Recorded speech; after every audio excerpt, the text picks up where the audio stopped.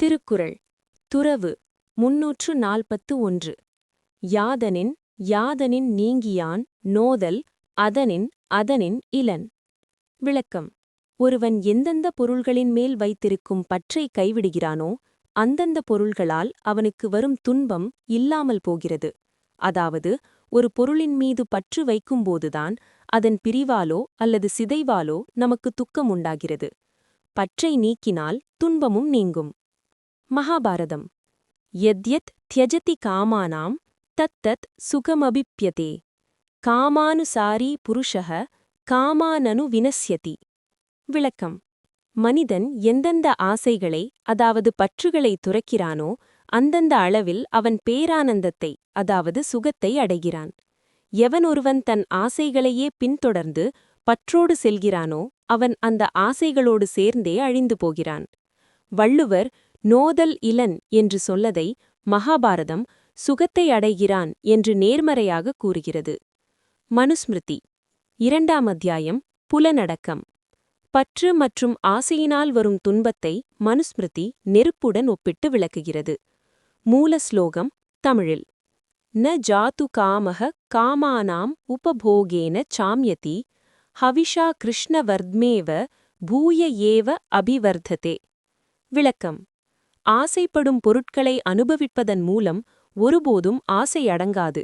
அது நெருப்பில் நெய்யை ஊற்றினால் எப்படி தீஜ்வாலை அதிகமாகுமோ அப்படித்தான் வளரும்.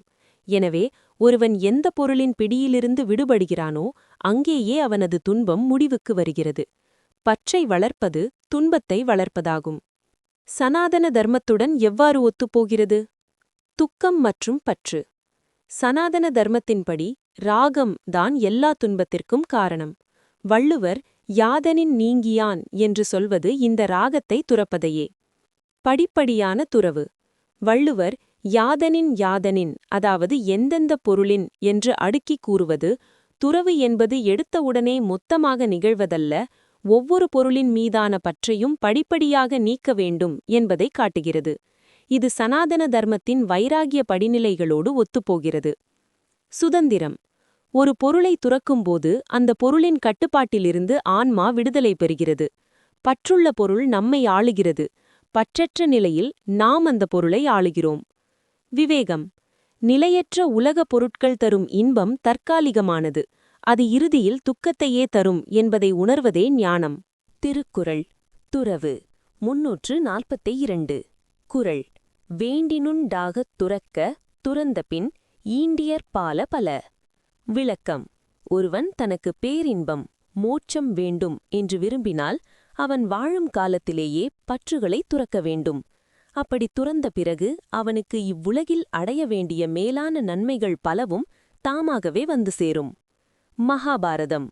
எச்ச காமசுகம் லோகே எச்ச திவ்யம் மகத் சுகம் திருஷ்ணாக்ஷய சுகஸ்ய ஏதே நார்ஹத சோடசீம் கலாம். விளக்கம். இவ்வுலகில் அனுபவிக்கும் சிற்றின்ப சுகங்களும் தேவருலகில் கிடைக்கும் பேரின்ப சுகங்களும் கூட ஆசையை துறப்பதால் திருஷ்ணாக்ஷய கிடைக்கும் சுகத்தின் 16இல் ஒரு பங்கிற்கு கூட ஈடாகாது. பற்றை துறந்தவருக்கு எல்லையற்ற ஆத்ம சுகம் கிடைக்கிறது. மனுஸ்மிருதி. சர்வதர்மான் பரித்யஜ்ய நிர்நிமித்தோ முனிச்சரீத் தியாகேனைவஹி மோக்ஷம் ஹி விந்ததே நான்யதா குஜித். மனு 6:95. விளக்கம். சகல பற்றுகளையும் கர்மங்களையும் துறந்து எதன் மீதும் விருப்பமில்லாத முனிவனாக ஒருவன் மாறும்போது அவன் தியாகத்தாலேயே மோட்சத்தை அடைகிறான். பற்றை துறக்காமல் வேறு எதனாலும் விடுதலையை அடைய முடியாது. துறவே ஒருவனை இறைநிலைக்கு உயர்த்தி பல நன்மைகளை தருகிறது. சனாதன தர்மத்துடன் எவ்வாறு ஒத்துப்போகிறது? பக்குவம். வேண்டின் உண்டாக அதாவது முதுமை வந்து செயலற்று போவதற்கு முன்பே அறிவு தெளிவாக இருக்கும்போதே துறக்க வேண்டும். இது சனாதன தர்மத்தின் சந்நியாச தர்மத்தை வலியுறுத்துகிறது. ஈண்டியற் பால பல.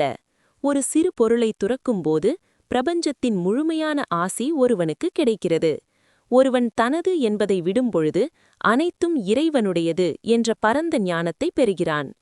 அதிமானுட நிலை. பற்றற்ற நிலையை அடைந்தவனுக்கு புலன்கள் வசப்படும்.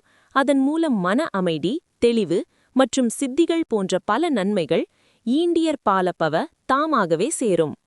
பரம புருஷார்த்தம் அறம், பொருள், இன்பம் ஆகிய மூன்றையும் விட வீடு பேறு என்பதே உயர்ந்தது. அதை அடைய ஒரே வழி பற்றை துறப்பதுதான். திருக்குறள் துறவு 343. குறள் அடல் வேண்டும் ஐந்தன் புலத்தை விடல் வேண்டும் வேண்டியவெல்லாம் ஒருங்கு. விளக்கம் ஒருவன் தனது ஐம்புலன்களின் ஆசைகளை அடக்க வேண்டும்.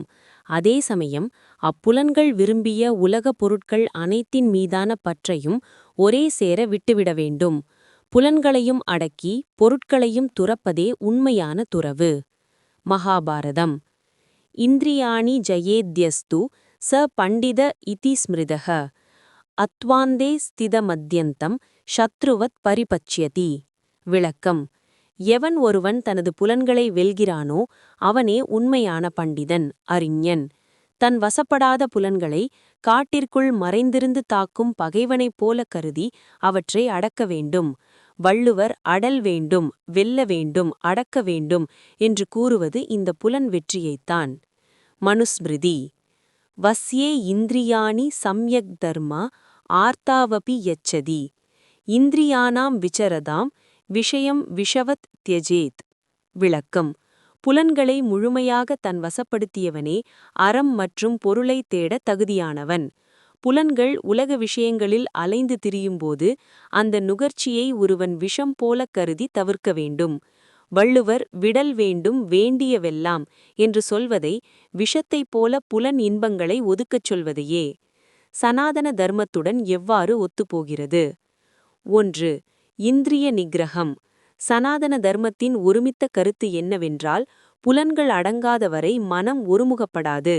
வள்ளுவர் ஐந்தன் புலத்தை அடல் என்று சொல்வதே இதையே. 2. ஒருங்கு விடல். ஒரு பொருளை மட்டும் விட்டுவிட்டு மற்றொரு பொருளில் பற்று வைப்பது துறவு அல்ல. ஒட்டுமொத்தமான பற்று நீக்கத்தையே வைராக்கியம் என்ற வள்ளுவர் ஒருங்கு என்ற சொல்லால் குறிப்பிடுகிறார். 3. புலன்கள் என்னும் குதிரைகள். உபநிடதங்கள் ஐம்புலன்களை குதிரைகளாகவும் புத்தியை சாரதியாகவும் உருவகப்படுத்துகின்றன. குதிரைகளை அடக்கினால் மட்டுமே இலக்கை, அதாவது மோட்சத்தை அடைய முடியும். 4. விஷயத் தியாகம். புலன்களுக்கு தீனி போடும் விஷயங்களை, அதாவது பொருட்களை விலக்கினால் மட்டுமே புலன்கள் அடங்கும். கருவியையும் அதன் தேவையையும் ஒன்றாக துறக்கச் சொல்வது வள்ளுவத்தின் தனிச்சிறப்பு. திருக்குறள் துறவு 344. இயல்பாகும் நோன்பிற்கொன்று இன்மை உடைமை மயலாகும் மற்றும் பெயர்த்து. விளக்கம் தவம் செய்பவருக்கு, துறவிக்கு ஒரு பொருளும் தன் வசம் இல்லாத அகிஞ்சன நிலையே இயல்பான இலக்கணமாகும். அவ்வாறு இல்லாமல் ஏதேனும் ஒரு பொருளின் மீது பற்று வைத்திருப்பாரானால் அது அவரை மீண்டும் பழைய பிறவி மயக்கத்திற்கே, பிறவிச் சுழற்சிக்கே இழுத்துச் சென்றுவிடும். மகாபாரதம் அனந்தம் பதமேவித்தம் யஸ்யமே நாஸ்தி கிஞ்சன மிதிலாயாம் பிரதப்தாயாம் நாமே தஹ்யதி கிஞ்சன. விளக்கம் என்னிடம் எனது என்று சொல்லிக்கொள்ள ஒரு பொருளும் இல்லாததால் கிஞ்சன எனது செல்வம் எல்லையற்றது. இந்த மிதிலா நகரமே எரிந்து சாம்பலானாலும் எனது என்று அங்கு ஒன்றுமில்லாததால் எனக்கு எந்த இழப்பும் இல்லை. வள்ளுவர் கூறும் ஒன்று இன்மை ஒன்றுமில்லாமை என்ற நிலையே உண்மையான தவ வலிமை என்பதை இது காட்டுகிறது. மனுஸ்மிருதி அனக்னிர் அனிகேத ஸ்யாத் கிராமம் அன்னார்த்தம் மாஸ்ரயேத் உபேக்ஷகோ அசங்கு சுட்டோ முனிர் பாவ சமாஹிதஹ. மனு 6:43. விளக்கம் துறவியானவன் தீயையும் யாகம் வீடையும் துறக்க வேண்டும். உணவிற்காக மட்டுமே கிராமத்திற்குச் செல்ல வேண்டும். எதன் மீதும் பற்று கொள்ளாமல் தனிமையில் இருப்பதே தவம். ஏதேனும் ஒரு பொருளை சேர்த்து வைக்கத் தொடங்கினால் அது மன ஒருமைப்பாட்டை குலைத்து மீண்டும் சம்சார பந்தத்தில் தள்ளிவிடும். வள்ளுவர் மயலாகும் என்று எச்சரிப்பது இதையே. சனாதன தர்மத்துடன் எவ்வாறு ஒத்துப்போகிறது? அகிஞ்சன நிலை, அதாவது உடைமைகளை சேர்த்து வைக்காதிருத்தல்.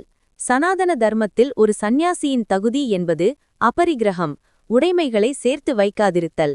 ஒரு சிறிய ஊசி அல்லது பாத்திரத்தின் மீது பற்று வைத்தாலும் அது தவத்திற்கு இழுக்கு.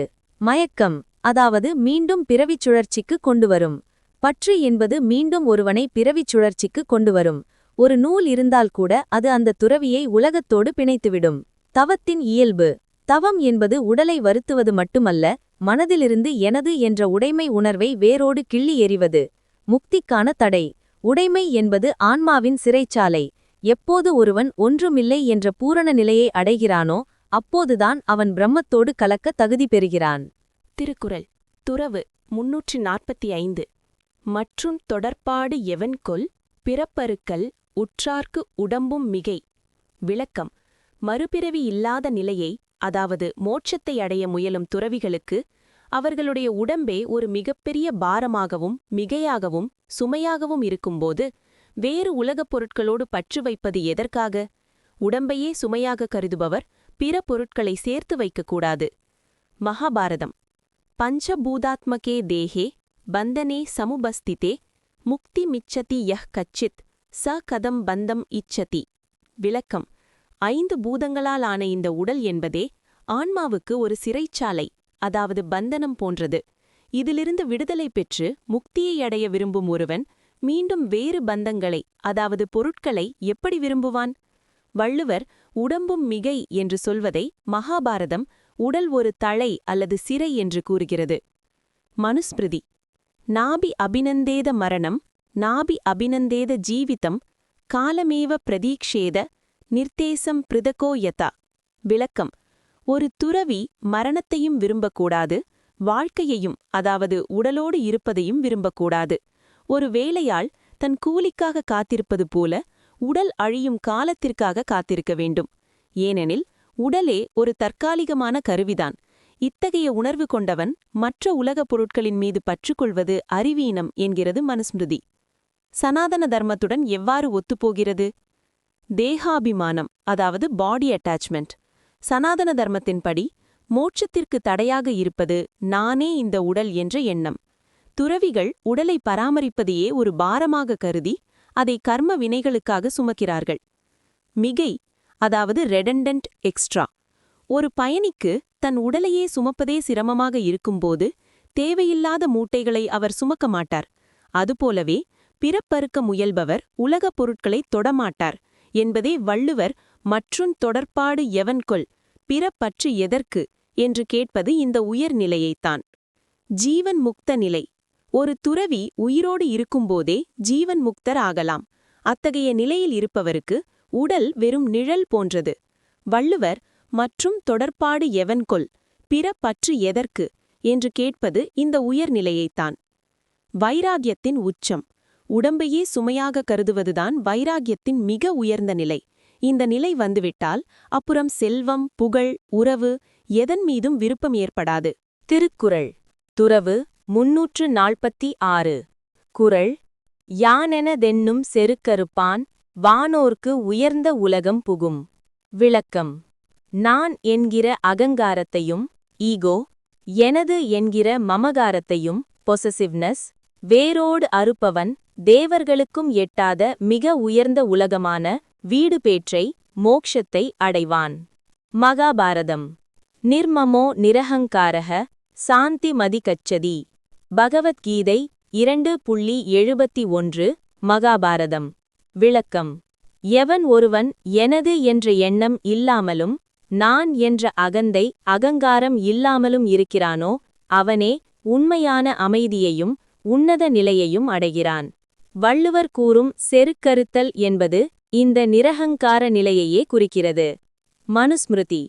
அகங்காரமிதம் சர்வம் த்யக்த்வா மோக்ஷமுபாஸ்ரயேத் யஹ் பஷ்யதி ச ஆத்மானம் ச சர்வஜ்ஞோ பவேத் புதஹ.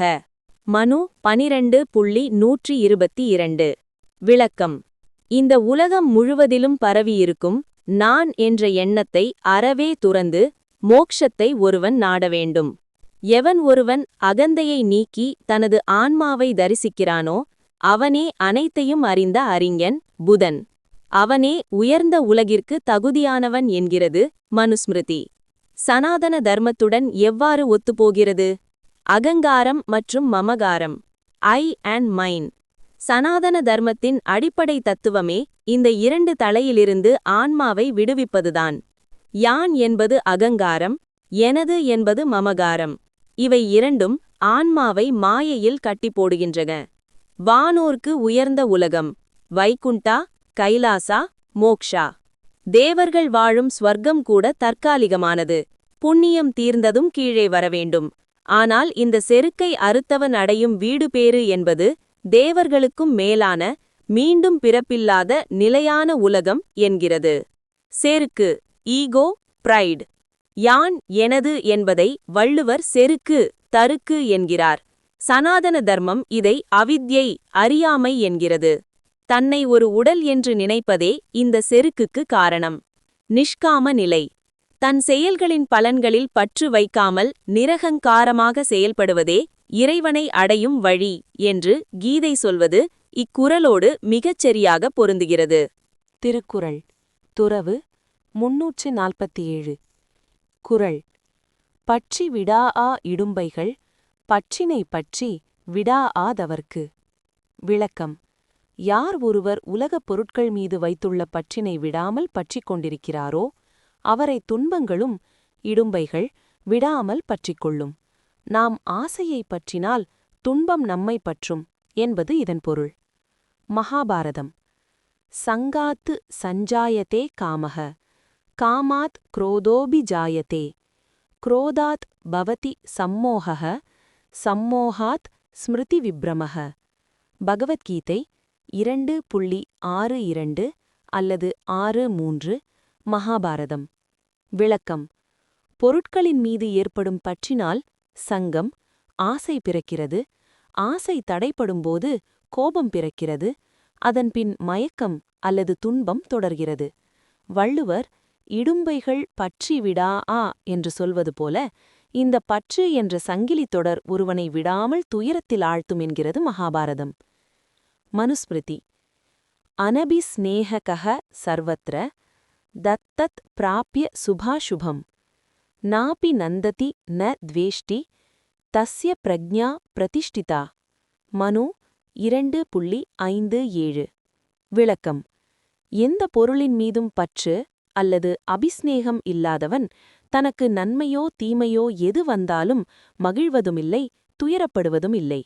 ஆனால் பற்று உடையவன் அந்த பொருளை இழக்கும்போது மாறாத துன்பத்தை அடைகிறான். பற்றே துன்பத்தை பிடித்து வைத்திருக்கும் காந்தம் போன்றது. சனாதன தர்மத்துடன் எவ்வாறு ஒத்துப்போகிறது? கர்மபந்தம். சனாதன தர்மத்தின்படி நாம் ஒரு பொருளின் மீது வைக்கும் பற்று அட்டாச்மெண்ட் நம்மை அந்த பொருளின் கர்மாவோடு பிணைக்கிறது. அந்த பொருள் அழியும்போது அந்த வலியும் நம்மை பற்றுகிறது. இடும்பை. இடும்பை என்பது மன ரீதியான மற்றும் உடல் ரீதியான துயரங்களை குறிக்கும். பற்றி விடாஆ என்ற பிரயோகம் துன்பம் ஒரு நிழலைப் போல பற்று உள்ளவனை துரத்தும் என்பதை காட்டுகிறது. சம்சார சக்கரம். ஆசையை பற்றிக் கொண்டிருப்பவன் பிறவிச் சுழற்சியிலிருந்து தப்ப முடியாது. பிறவியே மிகப்பெரிய இடும்பை என்பதால் பற்றினை விடுவதே அந்த துன்பத்திலிருந்து விடுபடும் வழியாகும். நிர்வாண நிலை. பற்றுக்கோடில்லாதவனுக்கு துன்பம் அமர இடமில்லை. ஒரு பாத்திரத்தில் ஒட்டாத தண்ணீரைப் போல பற்றற்றவனை துன்பம் அணுகாது. திருக்குறள் துறவு 346. குறள். யானெனதென்னும் செருக்கறுப்பான் வானோர்க்கு உயர்ந்த உலகம் புகும். விளக்கம். நான் என்கிற அகங்காரத்தையும் ஈகோ, எனது என்கிற மமகாரத்தையும் பொசசிவ்னஸ் வேரோடு அறுப்பவன் தேவர்களுக்கும் எட்டாத மிக உயர்ந்த உலகமான வீடு பேற்றை மோக்ஷத்தை அடைவான். மகாபாரதம். நிர்மமோ நிரஹங்காரஹ சாந்தி மதி கச்சதி. பகவத்கீதை 2.71. மகாபாரதம். விளக்கம். எவன் ஒருவன் எனது என்ற எண்ணம் இல்லாமலும் நான் என்ற அகந்தை அகங்காரம் இல்லாமலும் இருக்கிறானோ அவனே உண்மையான அமைதியையும் உன்னத நிலையையும் அடைகிறான். வள்ளுவர் கூறும் செருக்கறுத்தல் என்பது இந்த நிரஹங்கார நிலையையே குறிக்கிறது. மனுஸ்மிருதி. அகங்காரமிதம் சர்வம் த்யக்த்வா மோக்ஷமுபாஸ்ரயேத் யஹ் பஷ்யதி ச ஆத்மானம் ச சர்வஜ்ஞோ பவேத் புதஹ. மனு 12.122. விளக்கம். இந்த உலகம் முழுவதிலும் பரவியிருக்கும் நான் என்ற எண்ணத்தை அறவே துறந்து மோக்ஷத்தை ஒருவன் நாட வேண்டும். எவன் ஒருவன் அகந்தையை நீக்கி தனது ஆன்மாவை தரிசிக்கிறானோ அவனே அனைத்தையும் அறிந்த அறிஞன், புதன். அவனே உயர்ந்த உலகிற்கு தகுதியானவன் என்கிறது மனுஸ்மிருதி. சனாதன தர்மத்துடன் எவ்வாறு ஒத்துப்போகிறது? அகங்காரம் மற்றும் மமகாரம், ஐ அண்ட் மைன். சனாதன தர்மத்தின் அடிப்படை தத்துவமே இந்த இரண்டு தலையிலிருந்து ஆன்மாவை விடுவிப்பதுதான். யான் என்பது அகங்காரம், எனது என்பது மமகாரம். இவை இரண்டும் ஆன்மாவை மாயையில் கட்டி போடுகின்றன. வானோர்க்கு உயர்ந்த உலகம், வைகுண்டா, கைலாசா, மோக்ஷா. தேவர்கள் வாழும் ஸ்வர்க்கம் கூட தற்காலிகமானது. புண்ணியம் தீர்ந்ததும் கீழே வரவேண்டும். ஆனால் இந்த செருக்கை அறுத்தவன் அடையும் வீடு பேறு என்பது தேவர்களுக்கும் மேலான, மீண்டும் பிறப்பில்லாத நிலையான உலகம் என்கிறது. செருக்கு, ஈகோ, பிரைட். யான், எனது என்பதை வள்ளுவர் செருக்கு, தருக்கு என்கிறார். சனாதன தர்மம் இதை அவித்யை, அறியாமை என்கிறது. தன்னை ஒரு உடல் என்று நினைப்பதே இந்த செருக்குக்கு காரணம். நிஷ்காம நிலை. தன் செயல்களின் பலன்களில் பற்று வைக்காமல் நிரகங்காரமாக செயல்படுவதே இறைவனை அடையும் வழி என்று கீதை சொல்வது இக்குறளோடு மிகச்சரியாக பொருந்துகிறது. திருக்குறள் துறவு 349. குறள். பற்றற்ற கண்ணே பிறப்பறுக்கும் மற்று நிலையாமை காணப்படும். விளக்கம். ஒருவன் உலகப் பொருட்கள் மற்றும் உறவுகளின் மேல் கொண்டுள்ள பற்றினை முழுமையாக நீக்கும்போதுதான் அவனது பிறவிச் சுழற்சி முடிவுக்கு வரும். அந்த பற்றினை நீக்கவில்லை என்றால் அவன் மீண்டும் மீண்டும் பிறந்து இறந்து உழலும் நிலையற்ற தன்மையே தொடரும். மகாபாரதம். வீதராக பயக்ரோதாக மன்மயா மாமுபாஸ்ரிதாக பகவஹா ஞான தபசா பூதா மத்பாவமாகதாக. கீதை 4.10. விளக்கம்.